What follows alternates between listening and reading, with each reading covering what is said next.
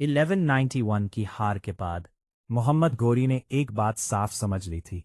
राजपूतों को सीधे युद्ध में हराना आसान नहीं है। इस बार वह सिर्फ बहादुरी से नहीं बल्कि रणनीति से लड़ने आया। गोरी ने अपनी सेना की बनावट बदली।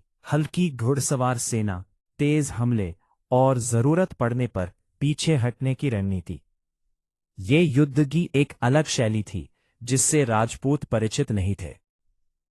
पहली जीत के बाद पृथ्वीराज चौहान को अपने बल पर भरोसा था।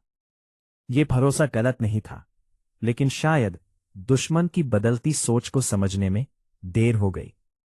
इतिहासकार मानते हैं कि राजपूत शासक पूरी तरह एकजुट नहीं थे।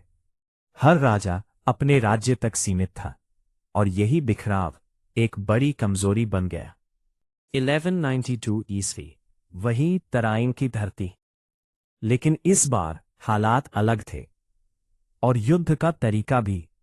राजपूत सेना ने परंपरागत शैली में हमला किया, लेकिन गौरी की सेना टकराने के बजाय हटती चली गई।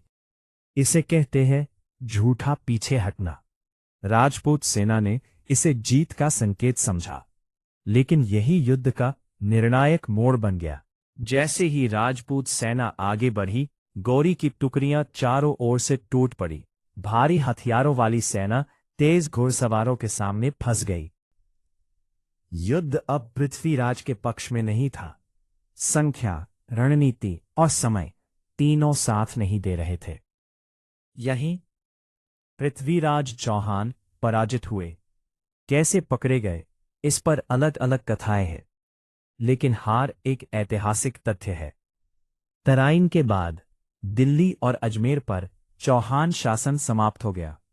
ये सिर्फ एक राजा की हार नहीं थी, ये एक युग का अंत था। क्या पृथ्वीराज की हार तय थी? इतिहासकार मानते हैं नहीं, लेकिन युद्ध सिर्फ बहादुरी से नहीं, रणनीति और एकता से भी जीते जाते हैं। चंद बरदाई और लोक कथाएं एक अलग कहानी सुनाती हैं, लेकिन इतिहास इसे पूरी तरह प्रमाणित नहीं करता। यह फर्क समझना जरूरी है। पृथ्वीराज भावना के नायक है, इतिहास के पात्र भी। दोनों को अलग अलग समझना आज के दर्शक के लिए जरूरी है। लेकिन कहानी यहीं खत्म नहीं होती।